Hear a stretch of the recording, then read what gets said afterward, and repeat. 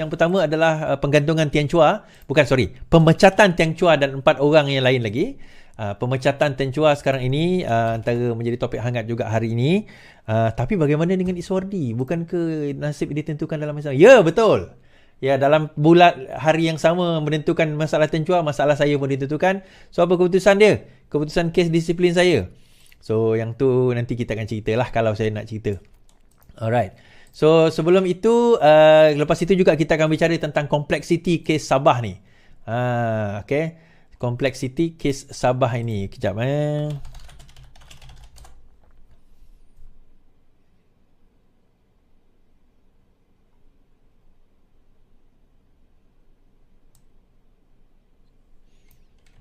Alright.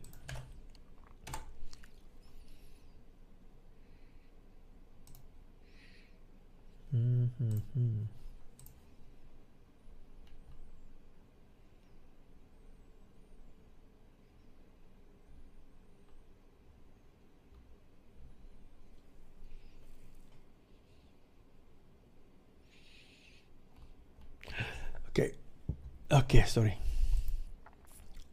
Terima kasih LTL. Terima kasih pada semua. Terima kasih.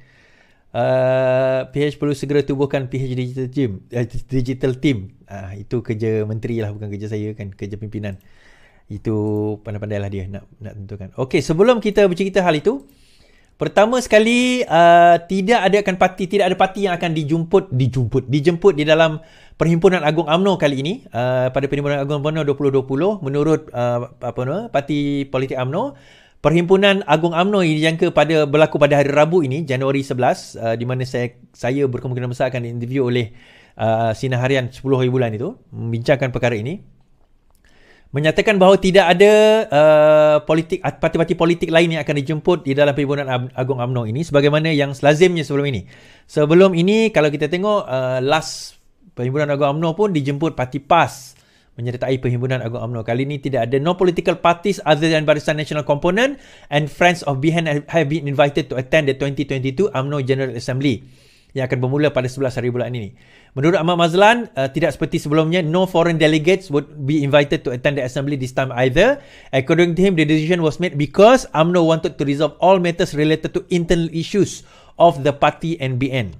So far, the decision, unless there are changes in the next day or two. Not inviting them does not mean we are not friends, but it is because we want to focus on the party's internal issue, do some self-reflection and so on. Ahmad spoke to reporters after attending the closed-door program to explain the current political situation in the country, attended by 1,309 Pahang UMNO leaders headed by its chairman Wan Rosdi Wan Ismail. Ahmad did not rule out the possibility of changes to the invitation list. This depended on the decision of the party's highest leadership. Okay. Untuk makluman bahawa parti UMNO tidak akan menjemput orang luar, PKR, DAP, Amanah dan yang parti-parti luar lah, selain daripada rakan-rakan BN dan juga rakan-rakan Barisan Nasional dan juga Barisan Nasional. Jadi selain daripada itu, yang lain tu tidak akan dijemput. Jadi kenapa? Alasan utamanya adalah kerana mereka hendak membincangkan perkara dalaman, terutama melibatkan hal-hal dalaman Barisan Nasional. Okay, fine, kita respect. Dan bukan bermakna mereka tak suka, tak nak dan sebagainya kan. Yalah, sekarang ini kemelut Barisan Nasional itu belum berakhir. Kita akan tengok sekejap lagi the complexity of Sabah kan. Lagilah menarik complexity of Sabah ni, bagaimana siapa yang claim dia ada ni, ada majoriti tu, ada majoriti, dan bagaimana sebenarnya kalau mereka nak resolve this matter. Ada yang tanya tadi, yang 4 orang tadi tu macam mana 4 orang yang melompat tu, dia orang ni akan jadi apa orang kata, dia akan dikosongkan ke tidak ke, dia macam ni, dia bergantung kepada speaker. Even katakanlah speaker ni mengatakan bahawa, katalah speaker kata jatuh, keempat-empat ni punya hak untuk merayu di mahkamah. Kalau tak jatuh, maka parti bersatu ada hak untuk merayu di mahkamah. So masing-masing mempunyai peluang untuk nak merayu di mahkamah, menentang ataupun melawan keputusan speaker kalau sekiranya mereka tak puas hati dengan keputusan tersebut. Jadi it's still not clear sama ada akan jatuh atau tidak, kerana masing-masing ada hujah yang agak kuat dan hanya boleh ditentukan oleh speaker dan juga parlimen dan juga mahkamah. Siapa yang ada the final interpretation dia macam ni tuan-tuan. Okey, sekiranya sesiapa yang keluar daripada parti dia, di mana 4 orang ni keluar daripada bersatu, maka dikira telah lompat parti. Kalau lompat parti, menurut pindaan perlembagaan lompat parti, jatuh kena buat PRN. Isu dia adalah keempat-empat ini tidak bertanding di atas parti tersebut, iaitu bersatu. Di dalam pilihan raya umum yang lepas, mereka bertanding di bawah parti digelar sebagai GRS. Kan, bila dia bertanding di bawah GRS, persoalan utama dia, adakah itu dikira valid? Sedangkan mereka ahli bersatu. Nah, bersatu argue, dia kata bahawa in order untuk nak join GRS, dia kena join parti bersatu, PPBM. So, disebabkan dia join parti bersatu, therefore dia boleh jadi ahli GRS. Kemudian yang 4 orang ni kata, tak, memang kami ahli bersatu, tapi kami menggunakan tiket GRS. So, itu di situlah apa orang kata pertikaian. Di situ bukan conjecture, dia conundrum dia. Di situ dia punya masalah yang dihadapikan oleh yang perlu diinterpretkan sama ada ya atau tidak. Yang ni mahkamah ataupun speaker kena decide nanti. Okey.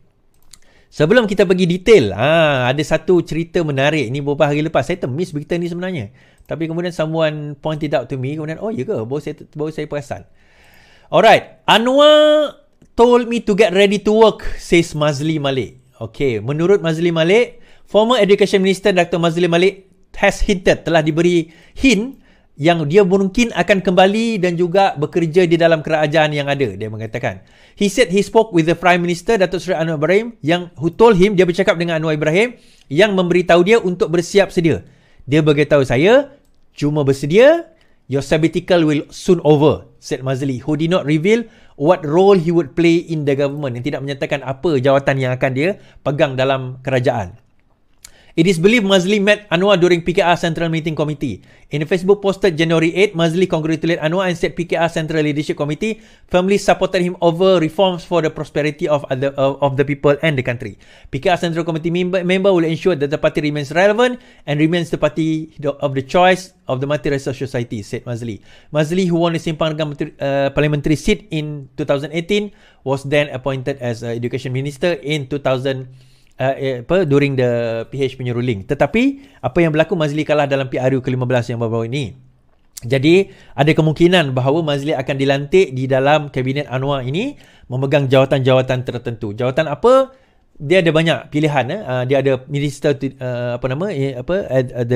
Prime Minister Office, menteri di Jabatan Perdana Menteri. Dia ada level itu yang mana dia boleh memegang jawatan tersebut. Dan memegang jawatan menteri di dalam Jabatan Perdana Menteri membawa level menteri juga. So bidang apa, kursus apa, pengkhususan apa, yang itu Perdana Menteri untuk decide.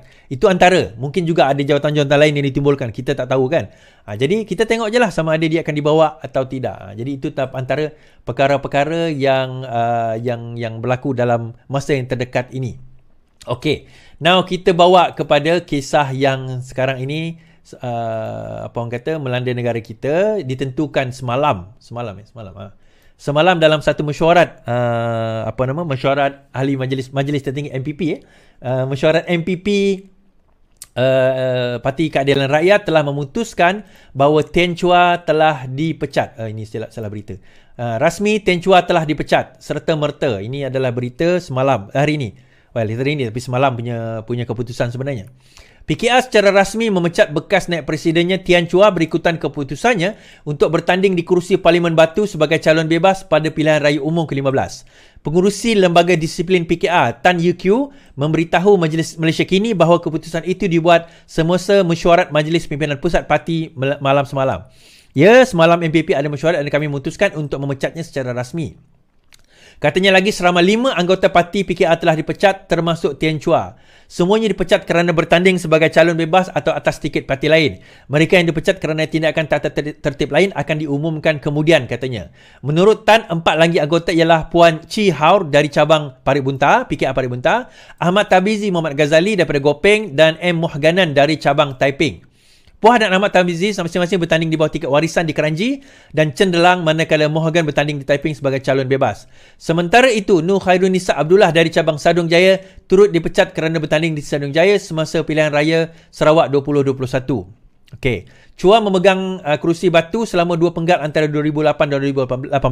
Selepas hilang kelayakan sebagai calon semasa pilihan raya 2018, Chua menyokong para bakaran ketika itu calon bebas yang akhirnya menang dan kemudian menyertai PKR. Semasa pemilihan pucuk pimpinan PKR awal tahun ini, Prabhakaran menewaskan Chua dalam perebutan kerusi cabang PKR cabang Batu dan dicalonkan parti itu untuk mempertahankan Batu pada PRU 15 dan juga menang. Okey. Bagi yang tak faham apa yang berlaku dengan Ten Chua ni, saya explain sikitlah sejarah dia kan. Pada PRU ke-14 2018, pada masa itu, ni sebelum saya cerita dia dengan Azmin sebagainya kan, sepatutnya dia bertanding di Batu. Tetapi Batu ni Parlimen Batu lah. Parlimen Batu dekat area Sentul tu, belah-belah situ lah, setahu saya lah kan. Sepatutnya dia bertanding di Batu. Tetapi apa yang berlaku adalah pada masa itu dia didapati bersalah dalam satu kes dan dia didenda dengan denda RM2,000. Dia didenda dengan denda RM2,000. Isu dia, menurut perlembagaan, sekiranya seseorang itu didenda dengan denda RM2,000 atau dipenjara lebih daripada 1 tahun penjara, maka seseorang itu tidak boleh bertanding selama 5 tahun. Isu dia yang dipertikaikan, adakah RM2,000 itu dalam perlembagaan tersebut bermaksud RM2,000 ataupun RM1,999? Maksudnya kalau dia denda RM2,000, dia boleh bertanding. Dia denda RM2,000 ke atas, 2001 dia boleh bertanding. Saya ulang balik. Adakah itu 2000 atau maksudnya 2001 ringgit? Maksudnya kalau 2001 ringgit dia tak boleh bertanding, tapi kalau 2000 ringgit masih boleh bertanding. Itu persoalan yang dikemukakan kepada hakim. Hakim menyatakan bahawa tidak. Dalam 2000 itu bermaksud 2000 ringgit, bukan 2001 ringgit. So setelah itu maka Ten Chua tidak boleh bertanding selama 5 tahun. Sepatutnya PRU ini dia boleh bertanding lah kalau ikutkan. Kalau habislah 5 tahun tu kan 18, 2022, 2021, dia 2022 dia patutnya boleh bertanding. Namun begitu kita pun tahulah sejarah dia dengan Azmin dan sebagainya. So banyak penentangan. YB Prabha pun geng kami juga. So kita lawan, bila lawan Prabha menang. Cerita dia tahun 2018 tu, Prabha ni bertanding bebas. Dia antara calon termuda. I think masa tu umur dia awal 20-an. So dia bertanding, dia antara calon termuda. So what happened is, bila Ten Chua tak boleh bertanding, Prabha ditawarkan menjadi calon PKR pada waktu itu. Dan menang. Dia jalin calon PKR Batu dan menang. So bila dia menang, so lepas itu dia masuk pemilihan parti dan menang. So bila PRU, dia pun menang. Jadi dalam pada PRU yang ini, yang silapnya Ten Chua ni, dia bertanding tiket bebas. Itu kesilapan dia. Dan dalam perlembagaan parti, sememangnya dinyatakan sesiapa yang bertanding tiket bebas, maka dia akan dipecat dari parti. Okay? Ini satu benda yang jelas. Dan ada di Sarawak pernah berlaku, tapi disebabkan oleh sistem, orang itu tak dipecat daripada parti. Nama dia masih ada dalam parti dan sekarang ini memegang jawatan tertinggi dalam parti. Siapakah orang itu? Yang tu pandai-pandai lah cari sendiri kat Sarawak tu kan. Tetapi dia bertanding tiket bebas. Sebenarnya dia dah kena pecat. Tapi disebabkan sistem tu kacau bilau, tiba-tiba nama dia masih ada dan dia bertanding dan dia sekarang dia memegang jawatan tinggi dalam parti. But that's a different story. Point is, sekiranya bertanding dalam tiket bebas atau keluar melawan parti tanpa kebenaran parti, maka dia boleh dipecat daripada parti. Isu dia tadi, ada nama seseorang disebut, iaitu Khairul Nisa. Ni Khairul Nisa ni tadi. Daripada Batang Sadong, Sarawak. So, dikatakan seorang tu adalah Khairul Nisa daripada Batang Sadong, Sarawak. Tadi dia call saya, dia mesej saya. Saya kenal Khairul Nisa ni, saya kenal dia. Dia pernah ikut saya suatu masa dulu di dalam PKR. Dan pada tahun 2000, saya tengok 2000 apa, mungkin dia boleh betulkan saya. Dia telah sebenarnya keluar daripada Parti Keadilan Rakyat. Dia dah keluar. Dia dah declare keluar sebelum PRU yang lepas. Dia dah pun keluar. Jadi, bila nama dia keluar, saya baca nama dia. Pasal nama dia ada lagi dalam Malaysia kini disebut sebagai orang yang dipecat. Sedangkan dia dah bukan ahli. Dia dah bagi surat peletakan jawatan daripada ahli. Mungkin, again, saya kata tadi, sistem ataupun surat dia tak terima ke apa ke, kita pun tak tahu. Jadi, apa yang berlaku adalah dia dipecat sekali lagi. Jadi, bagi saya unfair lah. Sebab nama dia memang ahli PSB. Dia bertanding dalam PRN hari itu pun PSB, Pilihan Raya Negeri Sarawak. PRU ni pun dia bertanding ada PSB kalau tak silap saya. Kalau tak silap saya lah, tapi kalah lah. Tapi maksudnya adalah dia tidak pernah jadi ahli PKR pun. Maksudnya dia dah keluar daripada ahli PKR. Dia pernah jadi tapi keluar. Dan dia mesej saya tadi, dia kata, ni saya tahu dia tengok saya menyelah ni. Dia kata apa? Jangan, apa orang kata, dia kata, alamak, phone saya kena pakai. Jangan risau, saya tak akan masuk dalam PKR. Jangan risau, kami pun tak nak ambil anda je dalam PKR. Minta maaf. Sorry Nisa, kita kawan. Kita kawan, tapi dalam hal ini politik is politik. Kami pun tak nak ambil anda dalam PKR, terus dalam parti anda. Senang cerita. Okay, itu muka kekhilafan. Jadi jangan risau Nisa. Jangan risau. N, saya panggil dia N. Jangan risau N. Tak ada apa, benda tu tak ada apa. Itu formality saja untuk memastikan bahawa nama anda dikeluarkan daripada sistem. Itu saja. Mungkin sebab anda keluar surat khabar tu nampak macam kecoh sikit lah. Tapi tak ada benda pun. Okay? So kita kena faham benda tu. Alright. Sebelum kita bercerita hal Sabah ni tuan-tuan, saya nak bagi tahu satu perkara. Sekarang ni Sabah ni macam mana sebenarnya kan? Okay, siapa yang tak tahu hal Sabah, Barisan Nasional telah pun menarik sokongan daripada menyokong JRS. Dia bergabung sebenarnya. Okey, lepas PRN Sabah hari itu, apa yang berlaku adalah kerajaan dibentuk daripada dua gabungan. Pada waktu itu, Warisan ada 29 kerusi, tapi nak membentuk majoriti kena ada 37. Pada waktu itu sebenarnya bukan 37, dia kurang sikit. Tapi dengan kerusi baru 37 lah. So what happened is, I think 37 betul, 73 majoriti. So what happened is, sekarang ini Barisan Nasional sudah menarik sokongan. So Barisan Nasional dia ada lebih kurang 16 kerusi. Nah, kalau UMNO, bukan Barisan Nasional UMNO. Kalau UMNO tarik 16 kerusi, kalau ikutkan sekarang ni dia ada 49. Okey, GRS campur UMNO, campur Bebas, campur PKDM, campur Parti Harapan, dia ada 49. Di mana GRS dia ada lebih kurang dalam GRS kalau gabung semua iaitu 28 kerusi. Di mana teras GRS 14, Star 6, PBS 7, SAPP 1. So kalau gabung semua dia ada lebih kurang 28 kerusi. UMNO ada 16 kerusi. So Bebas ada 2, PKDM ada 2, Harapan ada. So dia ada 49. Bila UMNO kata dia menarik diri, sekarang ni tinggal 33. Saya kata majoriti tadi berapa? 37. So bila dia 37, 33 jatuh. Tetapi Bong kata dah jatuh dah. Okey. Nah, sebelum kita cerita Bong, kenapa tiba-tiba Warisan kata nak jatuh kerajaan ini? Esok adalah apa orang kata sidang Dewan Undangan Negeri esok. So Warisan kata bagaimana JRS ini boleh jadi ketua menteri sedangkan dia dah partinya dia dah paling minim, paling kecil. Parti dia dah paling kecil, dah tak ada kekuatan. Dia dah keluar daripada Bersatu. So Haji J ni tak ada parti. Dia bebas. Macam mana seorang bebas boleh jadi apa orang kata ketua menteri Sabah? Jadi dia kata perlu dijatuhkan. Jadi kemudian beberapa hari lepas Barisan Nasional mengeluarkan satu kenyataan bahawa mereka telah keluar daripada GRS, telah berkeluar daripada gabungan JRS. Dia tak masuk JRS, tapi dia bergabung dengan JRS, membentuk satu gabungan 49 kerusi. Namun begitu dia ada 75 sekarang, sebelum ni 73. Namun begitu, apa yang berlaku adalah kalau kita tengok, menurut Bong Mokhtar, Kemelut Sabah, tumpuan terhadap Anwar ekoran Bong enggan mengalah. Perdana Menteri Sanor Ibrahim dilihat bersedia untuk campur tangan dalam kemelut politik Sabah apabila kembali ke Malaysia esok. Walaupun Ketua Menteri Haji J. Nor memperolehi majoriti dalam Dewan Undangan Negeri. Pengerusi Sabah Bong Mokhtar yang merupakan salah seorang pesaing Haji J enggan mengaku kalah walaupun mengakui Ketua Menteri itu mempunyai majoriti. Sebaliknya, Bong berharap Anwar boleh menyebelahinya. Sudah tentu dia ada 44 don kerana dia ambil semua orang saya. Dirosakkan semua orang saya. Tapi tidak mengapa. Bola masih bergolek. Kita tunggu Perdana Menteri pulang esok. Mereka akan jumpa kami dan Warisan. So apa yang berlaku adalah hari ini gambar. Siapa yang dekat Facebook saya akan nampak. Gambar ni apa orang kata ada daripada Adun PH yang menyatakan sokongan kepada Haji J sekarang ini. Haji J dakwa dapat sokongan 44 dun Sabah cukup untuk kekal kuasa. Ketua Menteri Sabah Haji J Nor mendakwa menerima sokongan seramai 44 ahli Dewan Undangan Negeri untuk kekal menerajui kerajaan negeri. Jumlah itu melebihi 4 sokongan adun yang diperlukan untuk membentuk kerajaan negeri dengan majoriti mudah. Gambar yang dirakamkan di tangga kediaman rasmi yang menunjukkan Haji J bersama dengan adun JRS, PH dan 5 adun UMNO Sabah.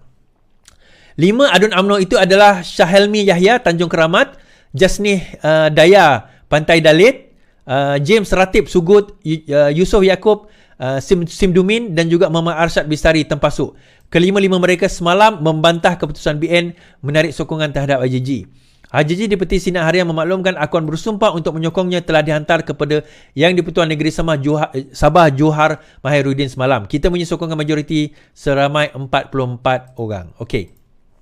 So nampaknya bukan setakat perkara ini boleh berubah, Dun Sabah pun boleh berubah dalam keadaan yang agak pelik, tuan-tuan. Dia macam ni. Ada kemungkinan tak bahawa Bong akan duduk di kursi, sekarang ni Bong kerajaan di dalam kerajaan Sabah, dia kerajaan. UMNO kerajaan. So, bila dalam keadaan ini, dan yang 5 orang tu kata mereka tidak kisah untuk dipecat daripada UMNO. So, PH dalam keadaan sebelum ini, PH adalah pembangkang. So, sekarang ini bila PH menyatakan sokongan kepada AJJ, adakah sekarang ini PH akan duduk dalam kerajaan? Ya. Itu kemungkinan besar. Jadi, untuk menyelesaikan kemulut ini, sebenarnya langkah terbaik. Tapi belum tentu. AJJ kena buat undi percaya atau tidak percaya esok hari. Tapi nak bawa usul tu kena 14 hari kan? So, tak sempat lah. Tapi speaker boleh buat undi usul tergempar. Kalau nak dibuat. Boleh juga kalau sekiranya dewan itu berlangsung selama 3 minggu, esok kemukakan 3 minggu lagi atau 2 minggu lagi, buatlah undi percaya atau tak percaya kalau nak buat. Tapi kalau tak nak buat, mudah saja esok kena susun balik kursi mengikut kedudukan yang menyokong dan tidak menyokong. Mengikut kedudukan yang menyokong dan tidak menyokong. Itu sekarang ini antara kemelut.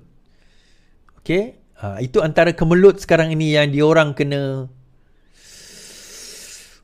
Sangat menarik tuan-tuan. Dalam keadaan dan situasi yang ada sekarang ini, sangat menarik untuk kita nak saksikan bagaimana semua perkara ini nanti akan berlaku sebaliknya. So, Sabah ni agak kompleks, saya kata. Sabah ni agak kompleks. Sebab itu, menurut Bong Mokhtar, game is still on. Tapi Bong Mokhtar pun kalau dia nak kemukakan undi percaya pun boleh sebab dia masih kerajaan. So kalau dia nak buat unsur undi percaya, dia kena bawa esok. Tak cukup dengan SD sebenarnya. Kan, tak cukup dengan SD sebab sebelum ini dia kata kerajaan tak tumbang. Nah, ada yang timbul persoalan daripada saya.